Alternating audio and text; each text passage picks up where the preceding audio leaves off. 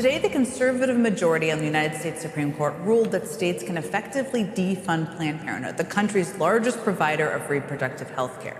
In a 6-3 ruling, the court changed federal law, allowing states to unilaterally cut off all Medicaid funding from Planned Parenthood, simply on the basis that it provides abortion care.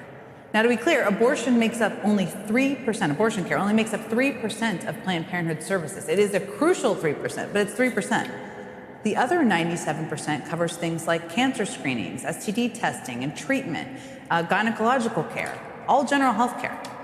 That makes today's ruling the latest blow not only to reproductive rights here in America, but also to health care for lower-income families who largely rely on programs like Medicaid. Right now, the Senate is also debating enormous cuts to Medicaid, which could include kicking Planned Parenthood out of the program entirely. Joining me now is New Mexico Governor Michelle Lujan Grisham.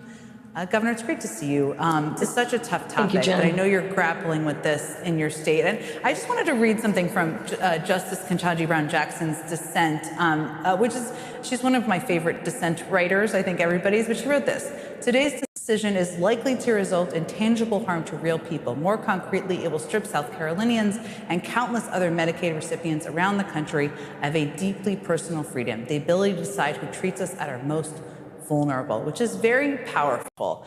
I talked a little bit about this, but help us understand what the broad impact of a ruling like this could be. Right. Well, I want to do two components of that, if I can, Jen. One is it continues to eliminate or limit dramatically access to basic primary care for women. And this is the part that we keep missing. And that means women have to travel further.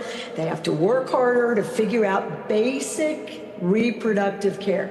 Cervical cancer screenings, contraceptive access, and as you said, sexually transmitted disease screening and treatment. It's outrageous. But in addition, and maybe more stunning about this decision, is that we can use ideology to defund healthcare providers across America.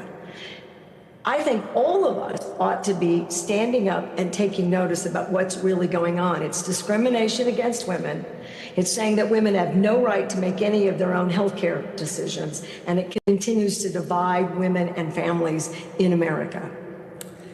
It's particularly crushing for a range of reasons, including the ones you outlined, but also, I mean, this week was the 3rd anniversary of the Dobbs ruling that overturned Roe v. Wade and sent legislation of abortion back to the states. And since then, I mean, states like New Mexico have seen a huge increase, as you know much better than me and all of us, of out-of-state patients.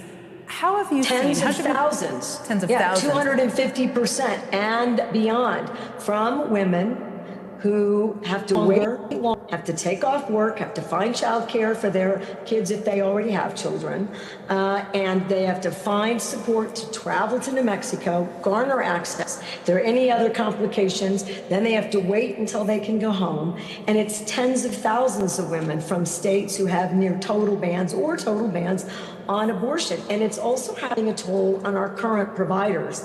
I have funded now 2 stand-up clinics for primary reproductive health care, including abortion care in New Mexico.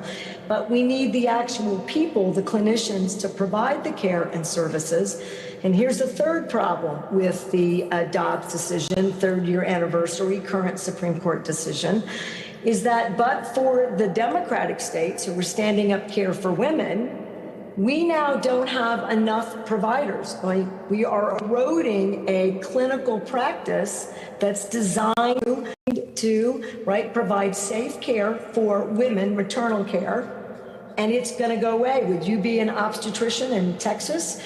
We already have a stunning shortage of these practitioners, OBGYNs in particular, across America. This is going to make this far worse.